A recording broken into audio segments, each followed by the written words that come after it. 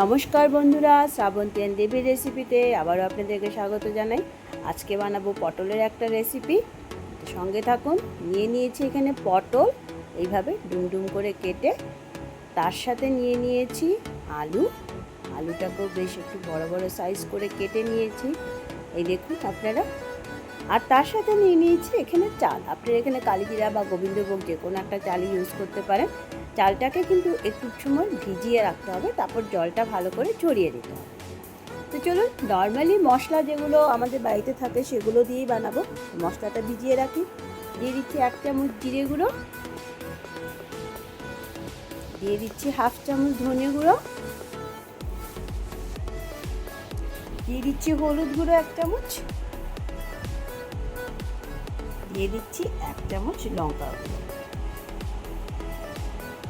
আমি এখানে কাশ্মীরি লাল মির্চিটা ইউজ করেছি, ঝাল লঙ্কার গুঁড়োটা দিইনি। আর দিয়ে দিচ্ছি 1 চামচ আদা গুঁড়ো। চাইলে আপনারা আদা পেস্ট করে দিতে পারেন, আমার কাছে আদার গুঁড়ো ছিল, সেটাই দিয়ে দিলাম। এবার জল দিয়ে মশলাটাকে ভালো করে ভিজিয়ে রাখতে হবে। যেহেতু গুঁড়ো মশলা, একটু সময় ভিজিয়ে রাখলে খুব ভালো তরকারিতে মিশে যায়। চলুন এবার এটাকে সাইডে রেখে দিন। আর ফোড়নের জন্য যে গোটা মশলাগুলো নেব সেগুলো দেখিয়ে দিচ্ছি। এই দেখুন, জিরে, এখানে লবঙ্গ, এলাচি, দারচিনি, শুকনো লঙ্কা, তেজপাতা নিয়েছি ফোড়নের জন্য। কড়াইয়ে তেল দিয়ে দিয়েছি। তেলটা গরম হয়ে এলে অল্প একটুখানি হলুদ গুঁড়ো দিয়ে দিলাম তেলের মধ্যে। এবার এর মধ্যে পটল আর আলুগুলোকে একসাথে ভেজে নেব। আপনারা চাইলে পটল আলু আলাদা আলাদাও ভাজতে পারেন। আমি এখানে একসাথেই ভেজে নিচ্ছি পটল আর আলু। আর পটল ভাজার সময় অবশ্যই গ্যাসের স্টিমটা হাইতে রাখবেন, কেননা পটলে একটু জল থাকে, সেই জলটা শুকানোর জন্য গ্যাসের স্টিমটা হাইতে রেখে পটলগুলো ভাজলে খুব ভালো ভাজা হয়। তা আমি আলু পটল একসাথেই ভাজতেছি, আপনারা চাইলে আলাদা আলাদাভাবে ভেজে উঠিয়ে নিতে পারেন। সামান্য একটুখানি লবণ দিয়ে ভালো করে মিশিয়ে নিয়ে একটু ঢাকা দিয়ে এটাকে ভেজে নেব। চলুন একটু ঢাকা দিয়ে দিই, তাহলে এটা সবজিটাও সফট হবে এবং ভাজাও হবে সুন্দর। বন্ধুরা, আপনারা যারা যারা আমাদের ভিডিওটি দেখছেন অবশ্যই লাইক করুন, শেয়ার করুন আপনাদের বন্ধু বান্ধবদের সাথে। সাবস্ক্রাইব করলে অবশ্যই বেল আইকনটি প্রেস করতে ভুলবেন না। দেখুন, আমি 1-1.5 মিনিট ঢাকা দিয়ে রেখেছিলাম এবং পটল আর আলু খুব সুন্দর কিন্তু আস্তে আস্তে ভাজা হয়ে যাচ্ছে। বেশ একটু ব্রাউন কালার হয়ে এলে এগুলোকে আমি তুলে নেব। আর একটুখানি ভেজে নিচ্ছি।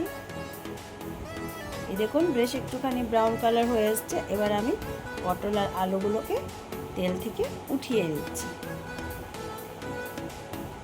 খুব সোজা একটা রেসিপি, কিন্তু খেতে দুর্দান্ত লাগে। অবশ্যই বাড়িতে বানিয়ে নেবেন। এবং এই রেসিপিটা পুরোটাই কিন্তু নিরামিষ। আপনারা নিরামিষের দিনে যারা পটল পছন্দ করেন আমার মতো, অবশ্যই বানিয়ে নেবেন। সবজিগুলোকে আমি তেল থেকে তুলে নিলাম।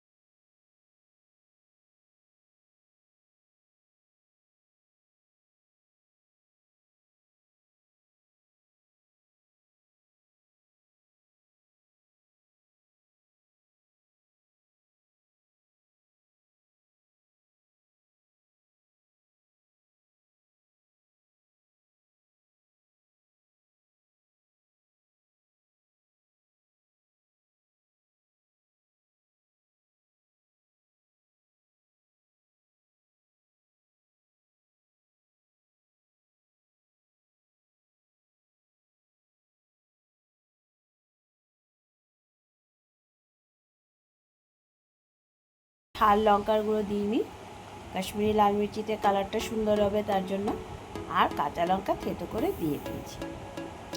এই পর্যায়ে যখন মশলাটা ভাজা হয়ে আসবে তখন ভেজে রাখা পটল, আলু আর চাল একসাথে আমি দিয়ে দিলাম। দেখুন খুব সোজা একটা রেসিপি, কিন্তু খেতে দুর্দান্ত লাগে। আজকে তৈরি করছি আমরা চাল পটল একদম নিরামিষ পদ্ধতিতে। মশলার সাথে ভালো করে মিশিয়ে নিচ্ছি। পুরো ভিডিওটা না দেখলে কিন্তু হবে না, কারণ এর মধ্যে এখনও অনেক কিছু অ্যাড করা বাকি আছে। একটুখানি ঢাকা দিয়ে দেব, এতে সবজিগুলো আর একটু সফট হবে। গ্যাসের স্টিমটা আমি আগেই বলেছিলাম আপনাদের মিডিয়াম রাখতে। দেখুন গ্যাসের স্টিম মিডিয়াম রাখাতে আমার মশলা পুড়েও যায়নি আর সুন্দর ভাজা ভাজা হয়ে গেছে। সবজিগুলো বেশ অনেকটা সফট হয়ে গেছে, সাথে চালটাও অনেকটা সফট হয়ে গেছে।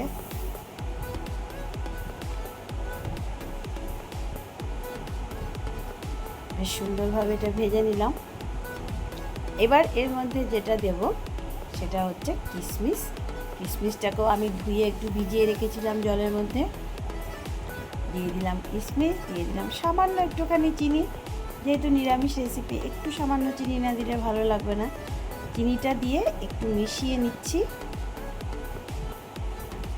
কিশমিশটা এই রেসিপির টেস্ট আরও বেশি বাড়াবে। দিয়ে দিচ্ছি পরিমাণ মতো জল। এবার ভালো করে মিশিয়ে নিয়ে ঢাকা দিয়ে 2 থেকে 3 মিনিট ভালো করে ফুটিয়ে নিলেই তৈরি হয়ে যাবে আমাদের এই চাল পটল রেসিপিটি। ভালো করে মিশিয়ে নিলাম। এবার ঢাকা দিয়ে 2 থেকে 3 মিনিট ভালো করে ফুটিয়ে নেব।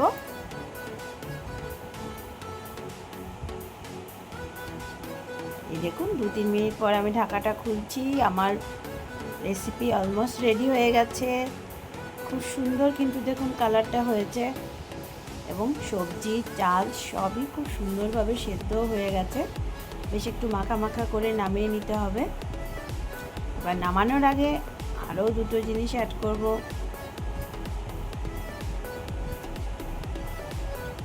এখন আমি এর মধ্যে দিয়ে দেব সামান্য একটুখানি গরম মশলা গুঁড়ো,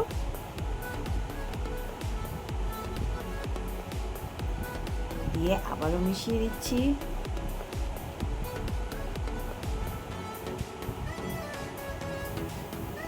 গরম মশলাটা দেওয়ার পর একটু সময় ঢাকা দিয়ে রাখবেন, তাহলে সেন্টটা বেরোবে না গরম মশলা, রেসিপির মধ্যে ইনট্যাক্ট হয়ে যাবে। আমার এটা একদম রেডি। এবার এর মধ্যে সামান্য একটুখানি ঘি দিয়ে রেসিপিটা নামিয়ে নেব। দেখুন আমি এটা নামিয়ে নিয়েছি। কি সুন্দর চাল পটলের রেসিপিটা তৈরি হয়ে গেছে। অবশ্যই আপনারা এটা বাড়িতে ট্রাই করবেন। আবার দেখা হবে, ততক্ষণের জন্য ধন্যবাদ।